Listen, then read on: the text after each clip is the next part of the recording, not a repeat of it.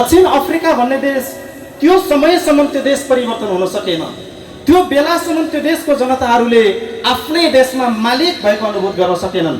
त्यो कहिलेसम्म सकेनन् भन्दा दक्षिण अफ्रिकामा जन्मिएका त्यहाँका बहुसंख्यक मूलवासी नागरिकहरूको हक अधिकार र अस्तित्वको निमित्त आफ्नो जीवन दाउमा हालेर 27 वर्ष जेल जीवन बिताएर निस्किएको नेल्सन मण्डेलाको वास्तविक विचार र कुराहरूलाई त्यो देशको बहुसंख्यक नागरिकहरूले नबुझेसम्म त्यो देश परिवर्तन हुन सकेन। यो किन सकेन भन्दा शिक्षा दीक्षा बौद्धिकता भन्दा माथि चाहिँ चेतना हुँदो रहेछ। हाम्रो मान्छेहरू अहिले शिक्षा दीक्षाको हिसाबले बौद्धिकपनको हिसाबले हाम्रो मान्छेले धेरै पढेको पनि छन्, शिक्षा पनि धेरै हासिल गरिसकेको अवस्था छ। तर पनि हाम्रो देशमा हामी आजसम्म किन दासी भएर बाँच्नु पर्यो? हाम्रो देश नेपाल आज झन्डै पछिल्लो समयको औपचारिक रूपमा देखिने गरेर यो 7 दशकको इतिहासमा पनि नेपाल भन्ने देशलाई परिवर्तन गराउँछु भनेर आउने कयौं नेता नेतृत्व र राजनैतिक दलहरू परिवर्तन गरिसक्दाखेरि पनि देशले किन परिवर्तन पाउन सकेन त भन्दा यो देश नेपालमा हामीले राजनैतिक दलको नेता नेतृत्व परिवर्तन गर्यौं, तर हाम्रो मानसिकतामा चेतना परिवर्तन गर्न नसकेको कारणले गर्दाखेरि देश नबनिएको रहेछ भन्ने कुरा चाहिँ आज छर्लङ्ग भएर हामीले बुझ्न सक्ने अवस्था बनेर गएको छ। महामानव डाक्टर गोपाल गुरुङज्यूले हामीलाई त्यो चेतना प्रदान गरिदिनु भयो।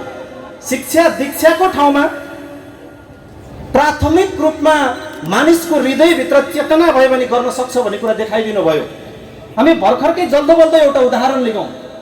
हाम्रै देश नेपाल भित्रबाट पश्चिम नेपालको बागलुङ जिल्लातिरबाट सङ्घर्ष गर्दै अगाडि बढिराखेको एउटा मङ्गोलको छोरा झन्डै 2045 साल ताका नेपालमा एसएलसीमा बोर्ड फर्स्ट भएर एसएलसी उत्तीर्ण गरेको एकजना मङ्गोलको छोरा मनभित्र पढ्ने उत्कट चाहना बोकेर यो देश नेपाल परिवर्तन गर्नको निमित्त बौद्धिकताको खाँचो छ भन्ने उत्कट चाहना बोकेर संसारकै समृद्धशाली मुलुक भनेर चिनिएको देश अमेरिका पढ्नको निमित्त अमेरिका देश लाग्नुहुन्छ।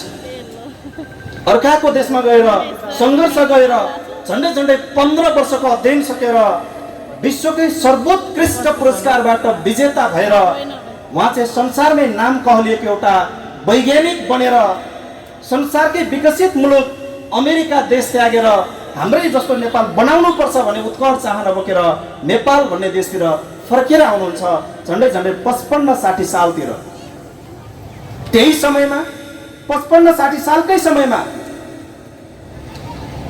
नेपालको शिक्षा दीक्षामा +2 पास गर्न नसकेर आफ्नै भाइ भागाहरूको सहयोगमा पैसा कमाउने लालच बोकेर एकजना आर्य नस्लको आर्यनको छोरा अमेरिका भन्ने देशमा पैसा कमाउनको निमित्त पुग्छ। त्यसको करिब 15 वर्ष पछाडि पैसा पनि कमाउँछ, आफ्नो मान सान नाम सबै कुरा राख्नको निमित्त पैसा बोकेर नेपाल भन्ने देशमा आइपुग्छन्। आइपुगिसके पछाडि उस भित्र चाहिँ बौद्धिकता धेरै थिएन, ज्ञान धेरै थिएन, तर उसको मस्तिष्कमा चेतना भएको कारणले गर्दाखेरि ऊ चाहिँ नेपाल आइपुग्ने बित्तिकै के थाल्छ भन्दा अब हाम्रो अस्तित्व कायम गर्नको निमित्त हाम्रो मस्तिष्क भएको कुरा लागू गर्नको निमित्त हामी चाहिँ ज्ञान शिक्षा बाँड्ने होइन राजनीति गर्नुपर्छ भनेर 55-60 सालतिर +2 पढ्दा पढ्दै नेपाल छोडेर अमेरिका पुगेको एउटा आर्यनको छोरा नेपाल आएर राजनीति सुरुवात गर्छ। अनि 45 सालतिर देश बनाउँछु भनेर नेपालमै अब्बल साबित भएर चाहिँ अध्ययन गरेको एउटा व्यक्ति देश बनाउनको निमित्त अमेरिका भन्ने देशमा पुगेर वैज्ञानिक बनेर नेपालमा आइपुग्छ र ऊ चाहिँ आफ्नो शिक्षा दीक्षा बाँड्न थाल्छ। अन्ततोगत्त त्यसको करिब 2 दशक पछाडि 2080 सालको समयमा +2 पास गर्न नसकेको आर्यनको छोरो माथि बसेर म तिमीलाई दिन सक्छु, तिम्रो माग म पुरा गर्न सक्छु भनिराखेको हुन्छ। अनि संसारकै सर्वोत्कृष्ट पुरस्कारको विजेता मङ्गोल नस्लको एउटा व्यक्ति चाहिँ लु न हजुर मलाई नेपालको बजेटको कुल विकास बजेटको नामबाट आउने 1% रकम चाहिँ इन्भेन्सन सेन्टरको नाममा दिनुपर्छ भनेर हात थापेर रातको 12 बजे काठमाडौँको सडक पेटीमा चाहिँ चप्पल लगाएर चिउरा र दालमोट खाएर हाम्रो मान्छेहरू चाहिँ हात थापेर मागिराख्नु पर्ने एउटा परिस्थिति निर्माण हुन्छ। यसले के देखायो भन्दाखेरि हाम्रो मान्छेहरूलाई चेतनशील हुन सिकाएन, हाम्रो मान्छेलाई बौद्धिक बनिनुपर्छ भनेर घमण्डी बौद्धिकपनमा अगाडि बढ्नको निमित्त प्रेरित गराए। बाहुन क्षेत्रीहरूमा चेतना भएकै कारणले गर्दाखेरि बौद्धिकता शिक्षा दीक्षा भए पनि नभए पनि चेतना हाम्रो मस्तिष्कमा छ। यस कारणले गर्दाखेरि हामी अगाडि बढ्नुपर्छ भनेर लागेको कारणले गर्दा बाहुन क्षेत्रीको छोरा अघि भर्खरै पूर्वक्ता साथीहरूले निकै लामो आफ्नो व्याख्याको क्रममा भन्नुभयो, हिजो +2 पढ्न छोडेर अमेरिका पुगेको एउटा क्षेत्रीको छोरा रवि लामिछाने सडकमा आएर म तिमीलाई दिन्छु भनेर भन्छ। हिजो 45 सालका एसएलसीमा बोर्ड फर्स्ट भएर अन्तर्राष्ट्रिय पुरस्कार विजेता भएको महावीर पुन हात थापेर मलाई दिनु पर्यो हजुर भनेर माग्ने ठाउँमा पुगिराखेको अवस्था छ। यो यसले के प्रमाणित गर्यो भन्दा बौद्धिकता शिक्षा भन्दा माथि चेतना हुँदो रहेछ भन्ने कुरा प्रमाणित गर्यो। अब हाम्रो देश नेपाल त्यो दिनसम्म बनिँदैन। हेर्नुहोस्, जुन दिनसम्म हामी बौद्धिक मान्छे र शिक्षित मान्छे उत्पादन गर्ने नाममा स्कुल कलेजको युनिभर्सिटी मात्रै धायौँ भने हाम्रो देश नेपाल नबनिँदो रहेछ। किनकि हाम्रो समुदायबाट पढे लेखेका ज्ञानी मान्छे कयौँ मान्छेहरू निर्माण भएर गइसकेका छन्, तयार भएर गइसकेका छन्। अब यो देश नेपाल बनिनको निमित्त महामानव डाक्टर गोपाल गुरुङज्यूले देखाउनु भएको चेतनाको बाटो चाहिँ पक्रिनु पर्ने बेला आएको रहेछ। त्यो चेतनाले मात्रै के कुरा स्पष्ट बनाउँछ भन्दाखेरि दक्षिण अफ्रिकाको समग्र त्यहाँको 88% नेग्रो मूलवासीहरूले देश परिवर्तन हुनको निमित्त नेल्सन मण्डेलाको पछि लाग्नु पर्ने रहेछ भन्ने कुरा बुझेकै दिनबाट दक्षिण अफ्रिका मुक्ति हुने अभियानमा चाहिँ अगाडि अग्रसर भएर गएको थियो। हाम्रो देश नेपालले त्यो दिनसम्म आफ्नो देशलाई पनि मुक्त गराउने र हामी पनि मुक्त हुने बाटो त्यो दिनबाट सुरुवात हुन्छ जुन दिन तपाईले सबै कुरा छोडेर महामानव डाक्टर गोपाल गुरुङज्यूले जन्माएर छोडिदिनु भएको यो मंगोलवाद दर्शनले मात्रै देश परिवर्तन हुन्छ। नेपालको वास्तविक राजनीतिक लडाई भनेको मंगोल भर्सेस आर्यनको रहेछ भन्ने कुरा चेतना तपाईको मस्तिष्कमा परेपछि मात्रै देश परिवर्तन हुन्छ। यसकारणले गर्दाखेरि म सम्पूर्ण उपस्थित आदरणीय आमा बुवा दाजुभाइ तथा दिदीबहिनीहरू यहाँहरूप्रति म सादर अनुरोध गर्न चाहन्छु। आज महामानव डाक्टर गोपाल गुरुङज्यूको यो 7औं स्मृति दिवसको अथवा 7औं स्मृति सभाको अवसर सँगसँगै उहाँको हामीले शालिग अनावरण कार्यक्रम गरिराखेका छौँ। संसारको त्यो कुनै पनि देशहरू जुन देशको महान व्यक्तिहरूप्रति न्याय नदिलाएसम्म त्यो देशले परिवर्तन पाएको कुनै देशको पनि इतिहास छैन। चाहे त्यो तपाईले दक्षिण अफ्रिकाको हेर्नुहोस्, चाहे तपाईले त्यो अमेरिकाको नै किन नहेर्नुहोस्, अथवा उदाहरणको निमित्त महामानव सिदाहा बुद्धको निधन पछाडि उहाँप्रति न्याय गर्ने पुस्ताको जन्म भइसकेपछि मात्रै महामानव सिदाहा बुद्धको दर्शन संसारभर फैलिएर चाहिँ संसार विकास निर्माणको चरणमा अगाडि बढेको इतिहास हामी देख्न सक्छौँ। हाम्रो देश नेपाल पनि यस्तै हो।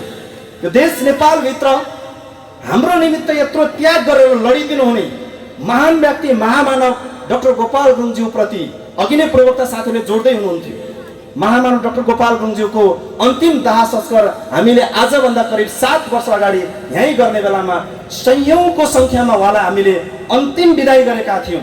आज हामी सयौंको संख्याबाट वृद्धि भएर हजारौंको संख्यामा उहाँको शालिगलाई स्यालुट गर्नको निमित्त किन उपस्थित भयौँ भन्दा यो चाहिँ चेतनाको कमाल हो, यो शिक्षा दीक्षाको कमाल होइन। यो हाम्रो हृदयभित्र पलाएको चेतनाको स्वर हो, चेतनाको आवाज हो। यस कारणले यसले मात्रै देश परिवर्तन हुन्छ।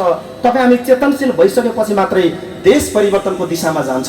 उदाहरणको निमित्त तपाईँहरू कतिजनाले सुन्नुभयो, आजभन्दा करिब करिब 4 वर्ष जति अगाडि हाम्रो छिमेकी मुलुक चीनको राष्ट्र प्रमुख नेपाल भ्रमण आउने बेलामा राजधानी काठमाडौँको तिनकुने भन्ने ठाउँमा त्यति बेलाको नेपालको नेतृत्व पङ्क्तिलाई पनि र जनतामा नि शिक्षा के थियो भन्दा छिमेकी मुलुक संसारको विकसित मुलुकको राष्ट्र प्रमुख आउँदाखेरि हाम्रो देश यस्तो गुह्य देश बनाएर देखाउनु हुँदैन, उसलाई राम्रो देखाउनु पर्छ भनेर काठमाडौँको सबैभन्दा फोहोर हुने ठाउँ तिनकुनेमा के गरियो भन्दा दुबो रोप्न थालियो, गार्डन बनाइयो। त्यसले के देखायो भन्दा हाम्रो मान्छेमा शिक्षा थियो। के शिक्षा थियो भन्दा छिमेकी मुलुकको राष्ट्र प्रमुख आउँदाखेरि हाम्रो देशलाई पनि राम्रै देखाएर पठाउनु पर्छ भन्ने शिक्षा थियो, ज्ञान पनि थियो। त्यो ज्ञान र शिक्षा भएको कारणले दुबो रोपियो, छिमेकी मुलुकको राष्ट्र प्रमुखलाई देखाइयो, पठाइयो, उहाँ पनि खुसी भएर जानुभयो। तर फर्किएको भोलिपल्टैबाट के हुन थाल्यो भन्दा त्यहाँ रोपिएको दुबोको चपरीहरू सबै मान्छेको घरको बरन्डामा पुग्न थाल्यो। त्यहाँनिर कमी के को रहेछ भन्दा शिक्षा दीक्षा र ज्ञानको कमी होइन, त्यहाँ चाहिँ चेतनाको कमी भएछ कि यो चाहिँ हामीले लिएर जानु हुँदैन, यो राष्ट्रको सम्पत्ति हो भन्ने चेतना नभएको कारणले गर्दा दुबोको चपरीहरू उठाएर लिएर गएको अवस्था थियो।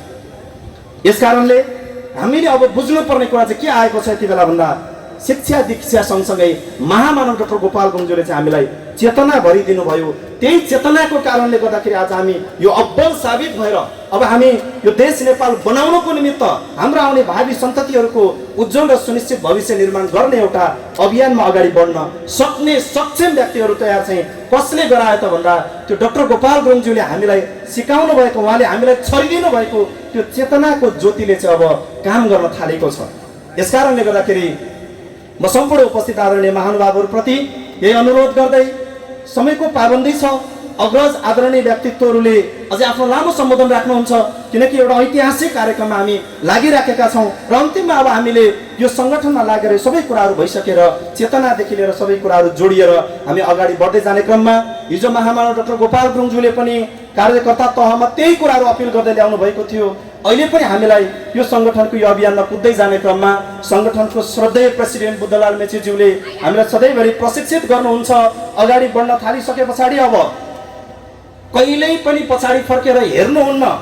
हिजो महामानव डाक्टर गोपाल गुरुङज्यू पनि नेपाल भन्ने देश निर्माण गर्नको निमित्त एउटा गन्तव्य तय गरेर एउटा लक्ष्य निर्धारण गरेर अगाडि हिँडिसक्नु भए पछाडि महामानव डाक्टर गोपाल गुरुङज्यू पनि कहिल्यै पछाडि नफर्किनु भएको कारणले गर्दाखेरि आज तपाईँ हाम्रो यो परिवेश निर्माण भएर गएको छ। यदि डाक्टर गोपाल गुरुङज्यूले पछाडि फर्केर हेर्नु भएको थियो भने पछाडि समस्या नै समस्या, चुनौती नै चुनौती, कसैले तेरो लोकतन्त्र आउँदैन, कसैले तेरो धर्मनिरपेक्ष काम छैन, कसैले तिमीले भनेको प्रान्तीय संहिता मुलुकमा आउँदैन, त्यो थरी थरीको व्याख्या विश्लेषण भइराखेको अवस्था थियो। डाक्टर गोपाल गुरुङज्यूले पछाडि कहिल्यै फर्किनु भएन, केवल अगाडि हेरेर हिँड्नु भयो। त्यो अगाडि हेरेर हिँडिदिनु भएको कारणले गर्दाखेरि हामी यो ठाउँमा उभिएका छौँ भाइ हो बहिनी हो। यस कारणले गर्दाखेरि अब तपाईँहरूले पनि यो सङ्गठनमा नेतृत्व पङ्क्तिमा कुनै पनि सभाको नेतृत्व पङ्क्तिमा पुगेर अगाडि बढिसक्नु भए पछाडि कहिल्यै नफर्किनु। अगाडि हेरिसकेको मान्छे पछाडि फर्कियो भने उहाँले हामीलाई उदाहरण दिएर भन्नुहुन्थ्यो, तपाईँ मोटरसाइकल चलाउने बेलामा एउटा गाडी चलाउने बेलामा अगाडि हिँडेको मान्छे पछाडि फर्केर मोटरसाइकल चलायो भने दुर्घटना हुन्छ, अगाडि हिँडेको मान्छे लुकिङ ग्लास हेरेर गाडी चलायो भने दुर्घटना हुन्छ, गन्तव्यमा पुग्न सक्नुहुन्न भन्ने कुरा उहाँले हामीलाई बताइराख्नुहुन्थ्यो। मलाई कौतूहलता लाग्थ्यो उहाँले यो कुरा किन भनिराख्नु भएको छ, बेला बेला त फर्किनु पर्छ पनि होला, पछाडि के कुरा चलिराखेको हुन्छ भन्ने कुरा लाग्थ्यो। तर अन्ततोगत्तो यही विषयलाई गहिरेर हेर्दाखेरि त्योभित्र दुईवटा बहुमूल्य कुराहरू लुकेको रहेछ।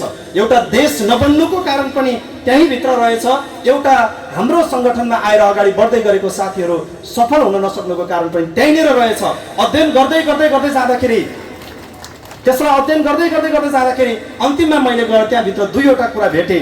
उहाँले भन्नुभएको थियो अगाडि हेर्नु पछाडि नहेर्नु। यो अगाडि हेरेर हिँड्ने र पछाडि हेरेर हिँड्नेको बिचमा फरक के रहेछ भनेर अध्ययन गर्दै जाने क्रममा जङ्गलमा दुईवटा जनावरहरू रहेछ, एउटा हरिण थियो एउटा चितुवा थियो। मैले त्यसलाई अध्ययन गरेर हेर्दाखेरि जङ्गलमा बस्ने एउटा हरिण प्रति घन्टा 90 किलोमिटरको स्पिडमा दौडिन सक्दो रहेछ। भनेको एउटा हरिण 1 घन्टा अथवा 60 मिनट कुद्यो भने ऊ 90 किलोमिटरको चाहिँ दूरी पार गर्न सक्दो रहेछ। फेरि त्यहीँनिर एउटा चितुवा 1 घन्टा दौडियो भने जम्मा 60 किलोमिटर मात्र दौडिन सक्दो रहेछ। चितुवा दौडिन्छ 60 किलोमिटर, हरिण दौडिन्छ 90 किलोमिटर। तर त्यहाँनिर फेरि घटना के भइदिन्छ भन्दा 1 घन्टामा 90 किलोमिटर दौडिने क्षमता भएको, त्यो तीव्र वेगको क्षमता भएको हरिणलाई जम्मा 60 किलोमिटर मात्रै कुद्न सक्ने चितुवाले नै शिकार गरेर खाइदिन्छ। त्यहाँनिर यो कसरी खाँदो रहेछ भनेर हेर्दाखेरि त्यहाँ घटना के हुँदो रहेछ भन्दा चितुवा जहिले पनि अगाडि भागे पछाडि मलाई समात्न खोजेको, हरिण अगाडि हिँडिसके पछाडि मलाई समात्न खोजेको, मलाई पक्रिन खोजेको, मेरो शिकार गर्न खोजेको त्यो चितुवा कहाँनिर आइपुगेछ भनेर यता दायाँपट्टिबाट पछाडि फर्केर हेर्दो रहेछ। फेरि 5 किलोमिटर अगाडि पुग्यो, फेरि पछाडि फर्केर हेर्दो रहेछ, फेरि अर्को 5 किलोमिटर अगाडि पुग्यो, फेरि पनि पछाडि फर्केर हेर्दो रहेछ एउटा हरिण। तर त्यहीँनिर एउटा चितुवा उसले आफ्नो एउटा गन्तव्य तय गरे पछाडि त्यो शिकार आफ्नो पन्जामा नपरेसम्म त्यो चितुवा कहिले पनि पछाडि फर्किँदै नफर्किँदो रहेछ। अथवा त्यो हरिणको ठाउँमा त्यो हरिण अगाडि हेरेर कुद्यो भने हरिणको जीवन थियो, त्यहाँनिर पछाडिपट्टि हरिणको मृत्यु थियो। प्रेसिडेन्टज्यूले सायद हामीलाई त्यही कुरा बताउन खोज्नु भएको रहेछ। तपाईहरू अगाडि हेर्नुभयो भने सफलता छ, अगाडि हेर्नुभयो भने गन्तव्य छ, पछाडि फर्किनुभयो भने असफलता नै असफलता छ भन्ने कुरा उहाँले हामीलाई दिशाबोध गराउन खोज्नु भएको रहेछ भन्ने कुरा मैले त्यहाँबाट ज्ञान हासिल गर्न सकेँ। यस कारणले गर्दाखेरि देश नबन्नुको कारण पनि त्यही भित्र रहेछ। फेरि हामीले विभिन्न कार्यक्रममा भाषणमा धेरै कुरा भनेर आयौँ, नेपाल किन बनिँदै बनिएन भन्दाखेरि नेतृत्व गरेर चुनाव जितेर सत्तामा जाने मान्छेहरू भनेको चाहिँ ती मान्छे भनेको हरिण जस्तै हो। अगाडि कुद्ने भनेको, पछाडि बस्ने भनेको हामी 80% मङ्गोलहरू सहित यो देशको समग्र नागरिक रहेछौँ। चुनाव जितेर सत्तामा पुगेको 275 जना सांसदहरू यति बेला संसदमा पुगेपछि मजाले देश विकासको काम गर्न थाल्नुको साटो उसलाई चिन्ता के भइरहेको छ भन्दा मलाई भोट दिएर पठाउने यो 80% मङ्गोल जनताको चेतना कति आयो भनेर पछाडि फर्केर हेर्दा हेर्दा उसले समय नष्ट गरिसक्यो। यस कारणले गर्दाखेरि चाहिँ देश चाहिँ कुन बेलासम्म बन्दैन भन्दा जुन दिनसम्म यो देश नेपालको नेतृत्व हरिणहरूको हातमा पर्छ त्यो दिनसम्म नेपाल बन्दैन। नेपालको विकास त्यो दिनबाट सुरुवात हुन्छ जुन दिन चितुवाले जस्तो आफ्नो गन्तव्य आफ्नो उद्देश्य निर्धारण गरेपछि पछाडि फर्केर हेर्दै नहेर्ने समुदायको मान्छेको हातमा नेतृत्व पुगेपछि मात्रै बल्ल त्यो देश बन्द रहेछ। यस कारणले गर्दाखेरि यो देश नेपाल बनिनको निमित्त, यो देश नेपाल बनाउनको निमित्त र तपाईँ हाम्रो आउने सन्ततिको उज्जवल भविष्य निर्माण गर्नको निमित्त चाहिँ महामानव डाक्टर गोपाल गुरुङज्यूले हामीलाई छाडेर जानुभएको मङ्गोलवाद दर्शन जुन छ यो दर्शनलाई इमान्दारितापूर्वक हामीले हृदयभित्र बोकेर आफ्नो मस्तिष्कलाई चेतनशील बनाएर पछाडि फर्केर होइन। हिजो डाक्टर गोपाल गुरुङज्यूलाई नै कैयौँ आरोप र प्रत्यारोपहरू लागेको थियो। कसैले गोपाल गुरुङलाई तानाशाही भने, कसैले गोपाल गुरुङलाई विदेशीको एजेन्ट दलाल भने, जसले जे भने पनि गोपाल गुरुङ अगाडि मात्रै हेरेर हिँड्नुभयो, पछाडि फर्किनु भएन। त्यसैको उपलब्धि चाहिँ आज तपाईँ हाम्रो यो समय चाहिँ सुरुवात भएको छ। यस कारणले गर्दाखेरि पनि म तपाईँहरू सम्पूर्ण उपस्थित आदरणीय आमा बुवा दाजुभाइ तथा दिदीबहिनीहरू पनि यही अपिल गर्न चाहन्छु, हामी पनि अब अगाडि बढिसके पछाडि डाक्टर गोपाल गुरुङज्यूको एउटा इमान्दार सच्चा कार्यकर्ता अथवा यो सङ्गठनको चेलाहरू भइसके पछाडि अगाडि टार्गेट गरेको गन्तव्य र उद्देश्यबाट अलिकति पनि नहडबडाइकन पछाडि मान्छेले के भन्दैछन् कसो गर्दैछन् भन्ने कुरालाई व्यवस्था गरेर हाम्रो आफ्नो गन्तव्य के हो, हामी कहाँ पुग्नु पर्ने हो, हामीले गर्नुपर्ने काम के हो, यसलाई ध्यान दिएर अगाडि बढ्न सक्यो भने तपाईँ हाम्रो मात्रै होइन यो देश नेपालकै विकास हुने कुरामा, यो देश नेपालकै भविष्य बन्ने कुरामा पनि त्यसले एउटा महत्त्व राख्दछ। र त्योभन्दा पनि बेसी कुरा चाहिँ के हो भन्दाखेरि महामानव डाक्टर गोपाल गुरुङज्यूले तपाईँ हाम्रो जस्तो यस्तो दरिद्र अवस्थामा जिउन विवश तुल्याएको समुदायहरूलाई माया गरेर तपाईँ हामीलाई दया गरेर यो ठाउँसम्म उभ्याउनको निमित्त उहाँले जुन एउटा आफ्नो जीवन समर्पण गर्नुभयो उहाँप्रति हामीले सधैँभरि न्याय गर्नको निमित्त गोपाल गुरुङको चाहिँ जुन विचार सिद्धान्त दर्शनहरू छ त्यसलाई पूर्ण रूपमा परिपालना गरेर उहाँप्रति चाहिँ हामीले एक खालको न्याय दिलाएर जान सक्यौँ भने तपाईँ हामी सबैको भविष्य उज्जवल छ।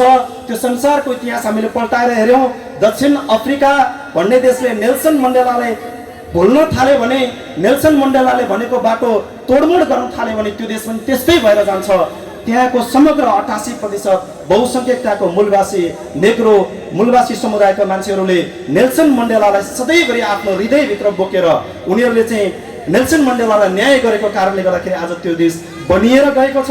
त्यहाँका काला मूलवासीहरू पनि संसारभर हाँस्न सक्ने, बोल्न सक्ने एउटा इज्जतदार मान्छेको रूपमा मालिक भएर बाँच्न पाउने एउटा परिवेश निर्माण भएर गएको छ।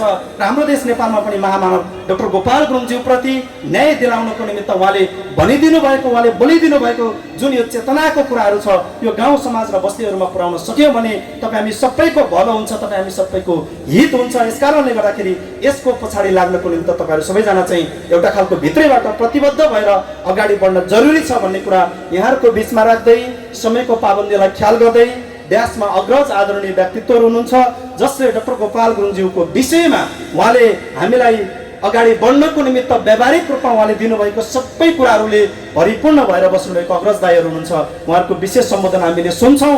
हामी संसारमा सबैले भन्ने गरेको छ इतिहासले वर्तमान र वर्तमानले भविष्य निर्धारण गरे जस्तै इतिहासको यो जिउँदो इतिहास रहनुभएको अग्रज आदरणीय दाइहरूको जुन एउटा खालको अनुभव छ त्यो अनुभवलाई वर्तमानमा तपाईँ हामीले त्यसलाई टिपेर भविष्यमा आउने पुस्तालाई चाहिँ त्यसले हामीलाई चाहिँ पुस्तान्तरण गर्दै जानुपर्ने भएको कारणले गर्दाखेरि पनि म मेरो आफ्नो मन्तव्यलाई यहीँनिर छुट्याउँदै तपाईँहरू सबैजनालाई अन्तिममा फेरि पनि एकचोटि महामानव डाक्टर गोपाल गुरुङज्यूको यो 7औं स्मृति सभा कार्यक्रम सँगसँगै उहाँको यो पहिलो शालिग अनावरण भइसके पछाडि चाहिँ हामीलाई के भयो भन्दा डाक्टर गोपाल गुरुङज्यूलाई प्रत्यक्ष रूपमा नदेख्ने मान्छेहरूले तस्बिरमा हेरेर फोटोमा हेरेर गोपाल गुरुङ यस्तो हुनुहुन्थ्यो होला भनेर परिकल्पना गर्दै गर्ने तपाईँ हामीलाई पनि यति बेला डाक्टर गोपाल गुरुङज्यूको पहिलो शालिग जुन आज अनावरण भएको छ त्यो शालिगलाई हेरेर चाहिँ उहाँलाई अनुभूत गरेर डाक्टर गोपाल गुरुङज्यूले यसरी कार्यकर्तालाई प्रशिक्षण दिनुहुन्थ्यो होला, यसरी चाहिँ उहाँले निर्देशन दिनुहुन्थ्यो होला भनेर हामी आफैले अनुभूत गरेर अगाडि बढ्न सक्ने एउटा सुनौलो समयको आज सुरुवात भएको छ। आजको यो ऐतिहासिक दिनलाई इतिहासमा हामीले कहिले पनि मर्न नसक्ने एउटा स्वर्णिम अक्षरले लेखिने दिन बनाएर अगाडि बढ्नुपर्ने हुन्छ। यसकारणले गर्दाखेरि पनि अग्रज दाइहरूको विशेष सम्बोधन सुन्नुपर्ने भएको कारणले म सबै कुराहरू छुट्याएर अन्तिममा विशेष गरी यो शालिग अनावरण सँगसँगै उहाँको यो शालिग राख्नको निमित्त जुन एउटा यो शालिग राखिने पार्क निर्माण जग्गा प्रदान गर्नको निमित्त जति पनि दाता आदरणीय महानुभावहरूले सहयोगी मनहरूले सहयोग गरेर हाम्रो यो एउटा परिवेश निर्माण गर्नुभयो उहाँहरू सबैप्रति पनि विशेष धन्यवाद व्यक्त गर्न चाहन्छु। सँगसँगै यो शालिग बनाउने पार्क निर्माणको क्रममा हामी त भूगोलको हिसाबले अलिक टाढा थियौँ, टाढै बसेर हामीले सक्ने सहयोगको निमित्त हामी अपिल गरिराखेका थियौँ। तर भूगोलको हिसाबले नजिक हुने सङ्गठनको चाहिँ जति पनि नेता कार्यकर्ता हुनुहुन्थ्यो विशेष गरी जिल्ला सभा झापा मोरङ जिल्ला सभा सुनसरीको इलामतिरको धेरै साथीहरू आएर यहाँनिर दैती बेल्चा बोक्दै गरेर त्यो तातो हावामा तातो घाममा पनि महामानव डाक्टर गोपाल गुरुङज्यूको शालिग भनेको मेरो आफ्नै पुस्ताको मेरो आफ्नै पुर्खाको शालिग हो, उहाँको शालिग निर्माण गर्न सक्यौँ भने मात्रै मेरो सबै कुरा बनिएर जान्छ भन्ने कुरालाई आफ्नो हृदयमा राखेर जुन चाहिँ सङ्घर्षमा तपाईँहरू घुमिनु भएको थियो तपाईँहरू सबैप्रति पनि हार्दिक धन्यवाद व्यक्त गर्दै र विशेष गरी हिजो हाम्रो यही कार्यक्रमलाई सम्पन्न पार्नको निमित्त सिन्धुली जिल्लाको फिकल गाउँपालिकाबाट आउँदै गर्नुभएको हाम्रो वडा सभाको जो सदस्य हुनुहुन्थ्यो तेज कुमार राईज्यू उहाँको चाहिँ बाटोमा आउँदै गर्ने क्रममा उदयपुर जिल्लामा उहाँको जुन एउटा मोटरसाइकल दुर्घटनाबाट दुःखद निधन हुन पुग्यो उहाँको सम्पूर्ण परिवारहरूप्रति चाहिँ मेरो आफ्नो व्यक्तिगत रूपमा पनि उहाँको सम्पूर्ण परिवारहरूप्रति चाहिँ गहिरो सहानुभूति प्रकट गर्दै मृतक हाम्रो तेज कुमार राईप्रति पनि हार्दिक श्रद्धाञ्जली व्यक्त गर्दै तपाईँहरू सबैबाट म अहिलेको निमित्त आज तपाईँहरूको बिचमा आएर भलाकुसारी गर्ने तपाईँहरूसँग भेटघाट गर्ने आफ्नो कुराहरू राख्ने एउटा सुनौलो अवसर प्रदान गरिदिनु भएकोमा आयोजक सभा सहआयोजक सभालाई पनि विशेष धन्यवाद व्यक्त गर्दै म तपाईँहरूबाट अहिलेको निमित्त बिदा लिन चाहन्छु। हस्त धन्यवाद। जय मङ्गोल।